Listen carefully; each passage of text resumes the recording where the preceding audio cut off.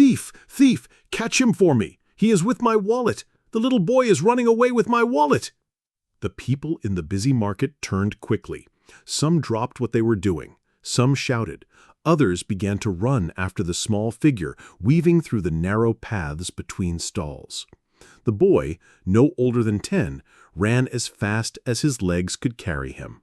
He held something tightly in his hand, a brown leather wallet. His bare feet hit the dusty ground, kicking up red dust as he ran. His tiny chest rose and fell fast. His eyes were wide with fear, but deeper than fear, there was something else in those eyes, something stronger, pain and desperation. But that little boy wasn't always like this. His name was Emeka. He used to smile a lot when he was younger.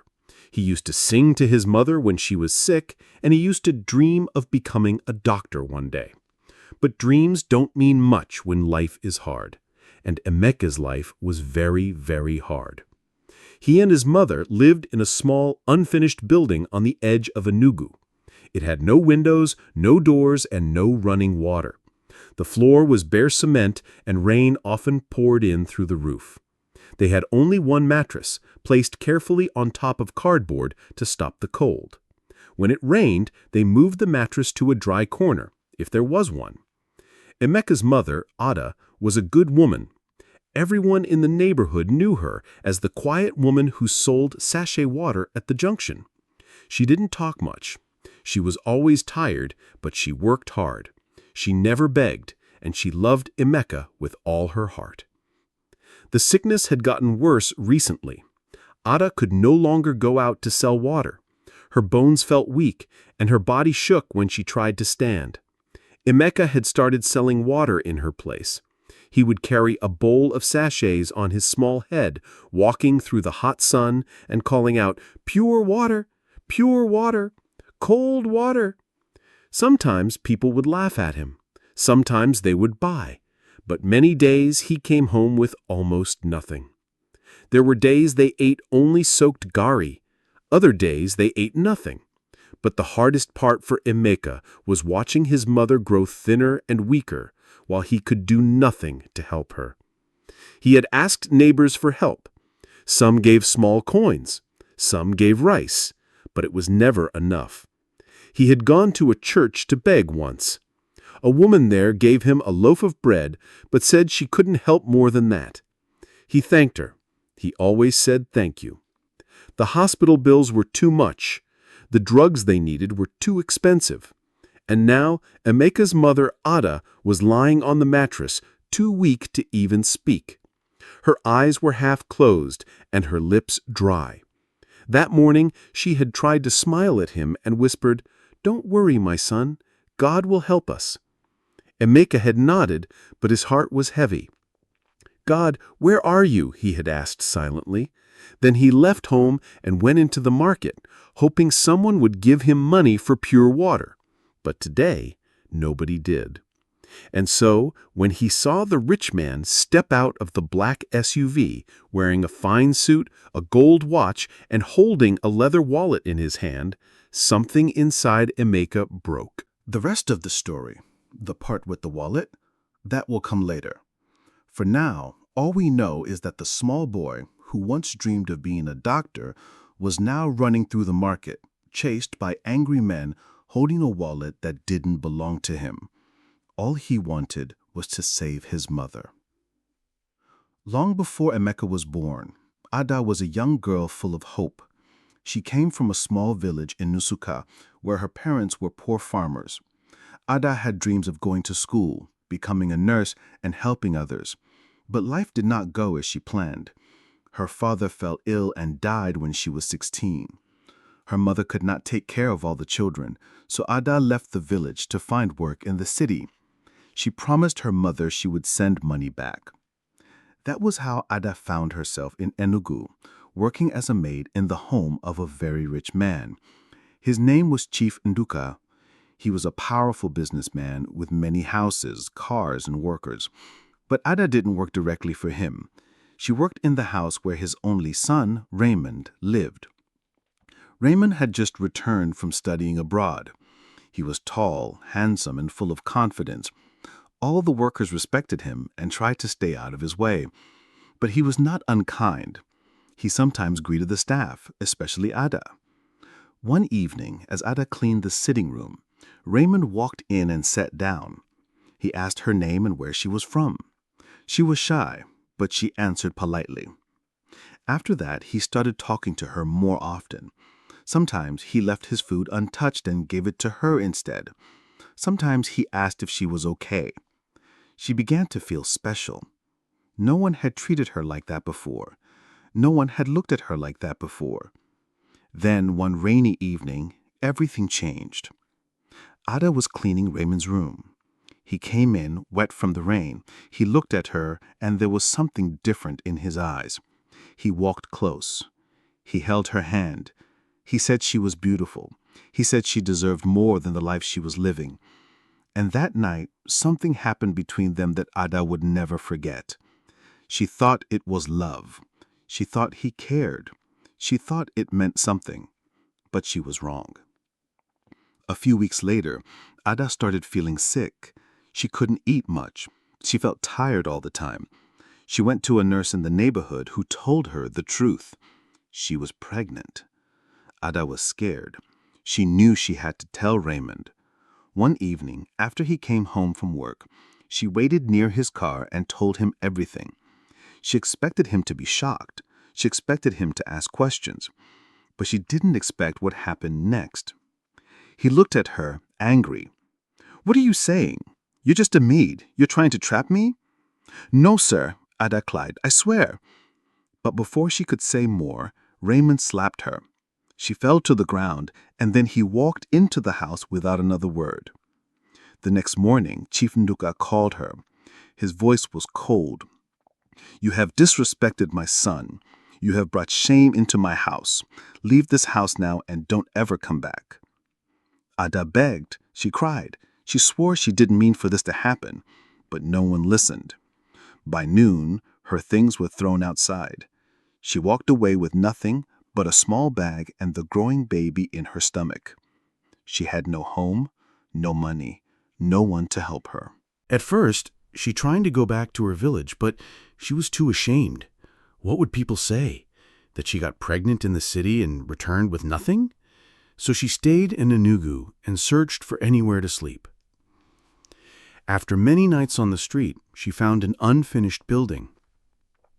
The workers had stopped coming, and the place was quiet. She moved in, cleaned one corner, and made it her home. That was where she gave birth to her son. It was a hard birth. She had no nurse, no drugs, no one beside her. Just pain, tears, and faith. She cried for hours until the baby came into the world, tiny, crying, and full of life. She named him Emeka. It means God has done well. Even though she was poor, even though the father of her child had rejected them, even though the world turned its back on her, she still believed that God had done something good. She loved her son with everything she had. She promised herself that she would never tell him the truth about his father. She didn't want him to grow up with pain in his heart. She didn't want him to feel unwanted. But deep in her heart, she never stopped thinking about Raymond. She didn't know if he even remembered her. She didn't know if he knew about the boy, but she held her secret close, like a knife hidden under cloth. The small building had no windows, no doors, and no paint, just bare gray blocks with holes where the windows should be. Some people walked past it every day and never noticed it. But inside that forgotten structure, something special was growing, a mother's love and a son's strength. That was where Ada raised Emeka. After giving birth all alone, Ada wrapped her newborn son in the only wrapper she had and held him close. His cry was loud and sharp, like a trumpet calling the world to attention. She cried too, not just from pain, but from fear and relief. She had survived. The baby had survived. But now what? She had no money, no job, and no help. The next morning, Ada tied her baby to her back and walked to the market. She had no goods to sell, no business plan, just hope. She begged someone for old sachets of water that they could not sell. A kind woman gave her a small bowl and a few bags. That was how she started selling sachet water. Every day, Ada went to Ogbete market, calling out in a soft voice, "Pure water, cold pure water." She carried a meka on her back, sweating in the hot sun. Some days she made 200. Other days she made less. But she always came home with something, maybe a few cups of rice or small beans. She never ate much. She always gave the food to Emeka first. The years passed slowly. When Emeka turned 5, he began to notice things. He noticed that other children went to school, but he stayed at home. He noticed that his mother coughed a lot and sometimes could not breathe well. He noticed how they always moved their mattress when rain came in, and how his mother always smiled, even when her eyes were full of tears. He began to help. He would boil water using small sticks and matches. He would wash the plates outside, and he would sit beside his mother and fan her when she was tired. And even though they had no toys or TV, he never complained. When Emeka turned 10, he made a decision. "I want to help Mama more," he said one morning. Ada smiled weakly from the mattress. "You already help me enough, my son." At first, she tried to go back to her village, but she was too ashamed. What would people say? That she got pregnant in the city and returned with nothing? So she stayed in Enugu and searched for anywhere to sleep. After many nights on the street, she found an unfinished building. The workers had stopped coming, and the place was quiet. She moved in, cleaned one corner, and made it her home. That was where she gave birth to her son. It was a hard birth. She had no nurse, no drugs, no one beside her. Just pain, tears, and faith. She cried for hours until the baby came into the world, tiny, crying, and full of life. She named him Emeka. It means God has done well. Even though she was poor, even though the father of her child had rejected them, even though the world turned its back on her, she still believed that God had done something good. She loved her son with everything she had. She promised herself that she would never tell him the truth about his father. She didn't want him to grow up with pain in his heart. She didn't want him to feel unwanted. But deep in her heart, she never stopped thinking about Raymond. She didn't know if he even remembered her. She didn't know if he knew about the boy, but she held her secret close, like a knife hidden under cloth. The small building had no windows, no doors, and no paint, just bare gray blocks with holes where the windows should be. Some people walked past it every day and never noticed it. But inside that forgotten structure, something special was growing, a mother's love and a son's strength. That was where Ada raised Emeka. After giving birth all alone, Ada wrapped her newborn son in the only wrapper she had and held him close. His cry was loud and sharp, like a trumpet calling the world to attention. She cried too, not just from pain, but from fear and relief. She had survived. The baby had survived. But now what? She had no money, no job, and no help. The next morning, Ada tied her baby to her back and walked to the market. She had no goods to sell, no business plan, just hope. She begged someone for old sachets of water that they could not sell. A kind woman gave her a small bowl and a few bags. That was how she started selling sachet water. Every day, Ada went to Ogbete market, calling out in a soft voice, "Pure water, cold pure water." She carried Emeka on her back, sweating in the hot sun. Some days she made 200. Other days she made less. But she always came home with something, maybe a few cups of rice or small beans. She never ate much. She always gave the food to Emeka first. The years passed slowly. When Emeka turned 5, he began to notice things. He noticed that other children went to school, but he stayed at home. He noticed that his mother coughed a lot and sometimes could not breathe well. He noticed how they always moved their mattress when rain came in, and how his mother always smiled, even when her eyes were full of tears. He began to help. He would boil water using small sticks and matches. He would wash the plates outside, and he would sit beside his mother and fan her when she was tired. And even though they had no toys or TV, he never complained. When Emeka turned 10, he made a decision. "I want to help Mama more," he said one morning. Ada smiled weakly from the mattress. "You already help me enough, my son." "No," Emeka said. "I want to start selling water like you used to. I want to carry the bowl and call out, 'Pure water.' I'm strong now." Ada tried to stop him at first. "You are too small," she said. "Your feet are not ready for market dust. People will laugh." But Emeka didn't care. He wanted to help. So Ada gave him the bowl, filled it with cold sachets, and prayed over his head. And that was how Emeka began walking through Enugu's busy streets. Every morning, he left the unfinished building with his small bowl.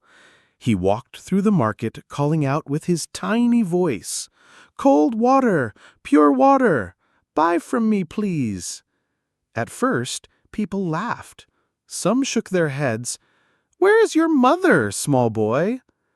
But soon, some women began to support him. They would buy 1 or 2 sachets and ask, "How is your mother today?" He always replied with a smile, "She's doing well, thank you." Each time he returned with money, even if it was small, Ada would clap for him and say, "You are a man. You are my joy." But her health was getting worse. The cough became deeper. Her legs became weaker. Some days she couldn't even get up to eat. Emeka had to do everything: cook, fetch water, clean, and still go out to sell. One afternoon, as he was counting coins at the market corner, a girl beside him whispered, "You're too small to work this hard. Where's your father?" Emeka went quiet. He had never met his father. His mother never talked about him. When he asked once, she said softly, "He's not here, but God is with us." So Emeka stopped asking. But deep down, he always wondered, who was his father? Did he look like him? Did he even know he had a son? Still, he didn't let the question slow him down. His mother needed him.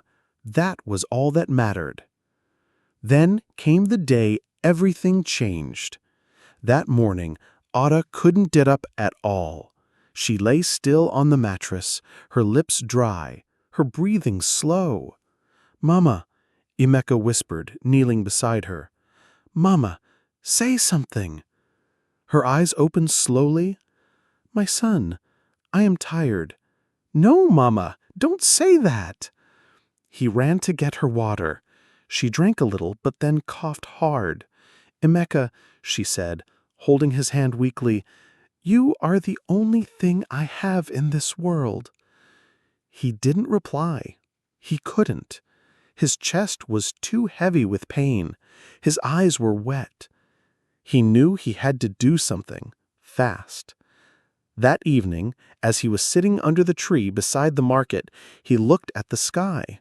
The clouds were thick, his stomach was empty, his mother was dying, and nobody cared. Until a shiny black SUV pulled into the market. A rich-looking man stepped out. He wore a blue suit, sunglasses, and a gold wristwatch. He spoke confidently. People rushed to attend to him.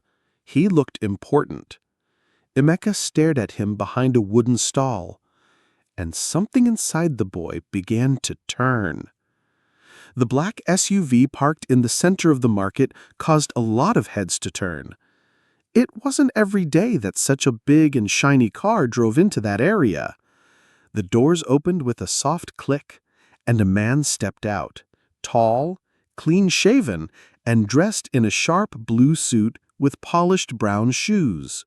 His wristwatch sparkled under the sun, and his perfume filled the air as he walked. People whispered and stared. Some sellers paused their shouting. Children peeped from behind tables. The man looked around and headed towards a shop selling building materials. That man was Raymond, the billionaire.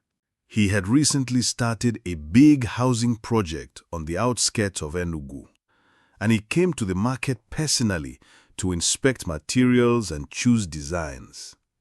Raymond didn't trust people easily, so he liked to see things for himself. He held a brown leather wallet in one hand and his car keys in the other. What Raymond didn't know was that someone was watching him closely. That someone was Emeka. He stood behind a pile of empty cartons near the water seller's shed. His eyes didn't blink. His stomach was empty. His hands trembled slightly, but his mind was made up. That morning, he had sat beside his mother for hours. Her body had become cold. Her lips had cracked. She could barely open her eyes. "Mama, let me take you to the hospital," he had whispered. She shook her head weakly. "We don't have the money." He had begged her to eat pap, but she vomited after one sip. Emeka had run from neighbor to neighbor. Some were kind, but all said the same thing. "Sorry, we don't have money either." He had gone to the chemist holding a crumpled 100 naira note. The man behind the counter looked at him and said, "That money can't buy anything useful. Go home." So Emeka sat outside the market, hungry, tired, and broken. He watched people laugh, buy food, talk on phones. He wished he could just grab someone's wallet, buy medicine, and save his mother. But he was not a thief. He had never stolen before. Then he saw the car. He saw the man. He saw the wallet. And in that moment, everything else faded away. His fear disappeared. His hunger became fuel. The voice in his head said, "Just do it. You have no choice." Raymond had just stepped away from the car when his phone rang. He pulled it out, looked at the screen, and frowned. That was the moment Emeka made his move. He rushed out from behind the cartons like a flash of wind, grabbed the wallet from Raymond's hand, and ran. It all happened so fast. Raymond shouted, "Thief! Thief! Catch him for me! He is with my wallet! The little boy is running away with my wallet!" People turned. Some dropped their baskets. Others chased after Emeka. But the boy was small and fast. He slipped through narrow spaces. He ran through tiny corners where grown men could not fit. He held the wallet close to his chest like it was his life, because in a way, it was. He didn't look back. He didn't slow down. All he could think of was, "Mama must live. Mama must not die." When he was sure no one was chasing him anymore, he stopped behind a big tree at the edge of the market. His heart was beating so loud he could hear it in his ears. He opened the wallet. Inside were clean naira notes, thousands and thousands of them. His hands shook, his eyes widened. He had never seen so much money in his life. There was also a card inside, a photo ID. He looked at the face and paused. The man looked familiar, but he couldn't place it. There was also a business card. Raymond Nduka, Nduka Holdings Ltd. Emeka put the money in his pocket and hid the wallet under a stone near the tree. He knew it was wrong to steal. He knew he might be punished, but at that moment, his mother was more important than rules of fear. He ran straight to the nearest pharmacy and begged for help. "Please, my mother is sick. I have money now. Please come." The pharmacist saw the cash and didn't ask questions. He followed Emeka to the uncompleted building. When he saw Ada, he shook his head. She needs a hospital, not drugs. I know, Emeka said, his eyes wet. Can you take us there?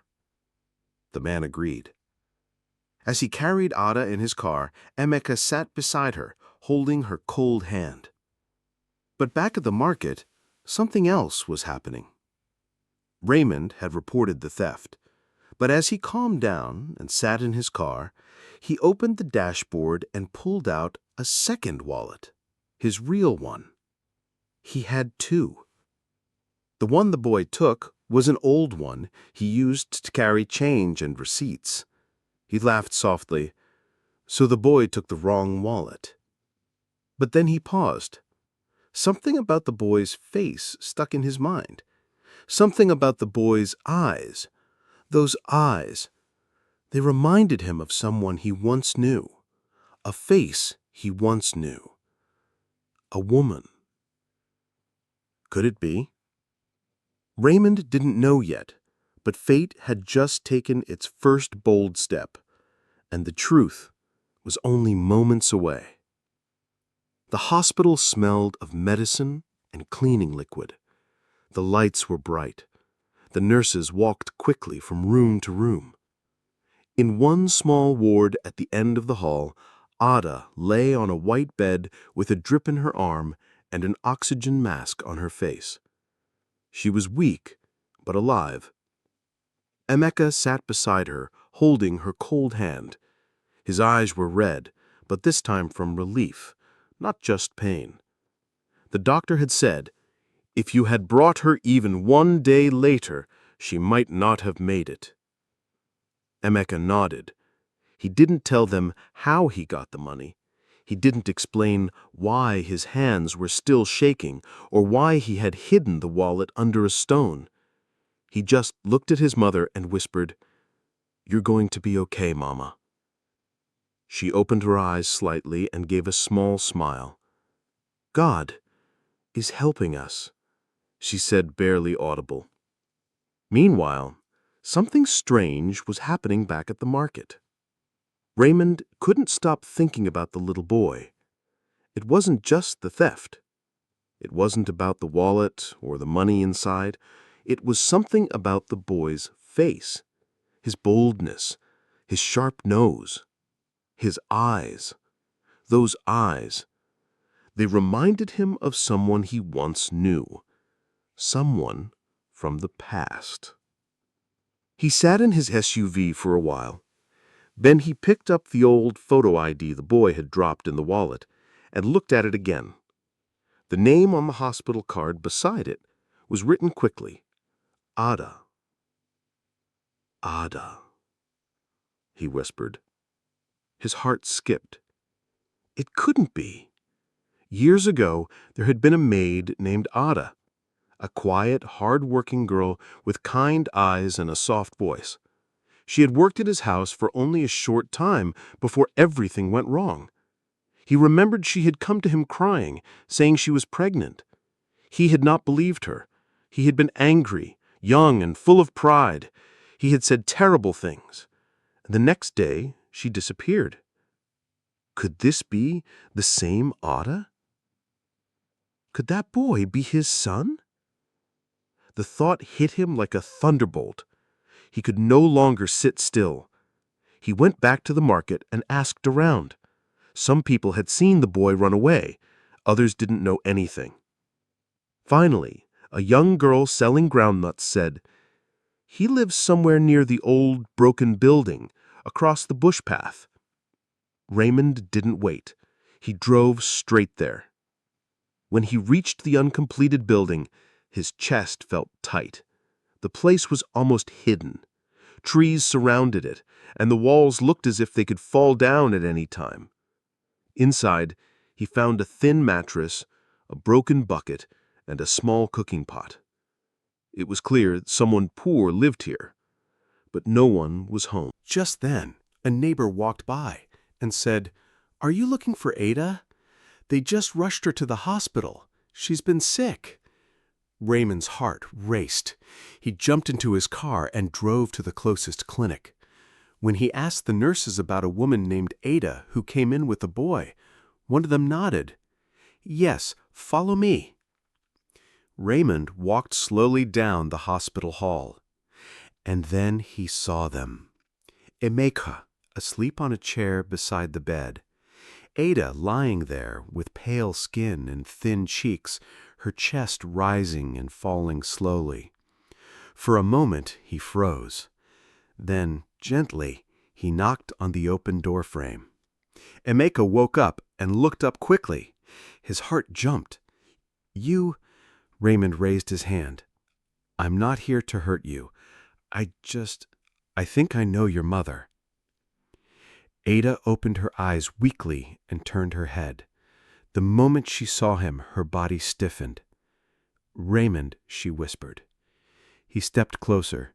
His voice was full of regret. "Ada, it's really you." Tears filled her eyes. You left me. You chased me away." "I was young, foolish. I didn't know," he said softly. "But I never forgot you." He looked at Emeka. "And this boy, is he—" Ada nodded slowly. "Yes, he is your son." Emeka's eyes widened. "What?" Raymond fell to his knees beside the bed. "I'm sorry. I was wrong. I was too proud to believe you. I should have listened. I should have looked for you." Ada closed her eyes. "We suffered. I know, and I can never take away that pain. But let me fix it. Please, let me help you now. Let me help him." For a long moment, no one said anything. Then Emeka walked over and took his mother's hand. "If he's really my father, then I want him to stay. I don't want you to suffer any more, Mama." Raymond reached out his hand to his son. "Emeka, I know you don't know me, but I want to. I want to know you. I want to be in your life. I missed 10 years, but I don't want to miss one more day." The boy looked into his eyes. There was silence. Then slowly, Emeka reached out and held his father's hand. From that day on, everything changed. Raymond paid for the best treatment for Ada. He moved her to a private hospital. Within weeks, she began to get stronger. Her face looked brighter. Her cough reduced. Then he bought them a beautiful house with real windows, real doors, and a soft bed for Ada to sleep on. He bought Emeka new clothes, books, and even got him ready for school. More than anything, he stayed. He didn't disappear. He didn't walk away again. He became a real father. And every night, as the three of them sat on their new porch, laughing and eating together, Emeka would sometimes look up at the stars and whisper to himself, "I was just a small boy trying to save my mother, but I found a father too."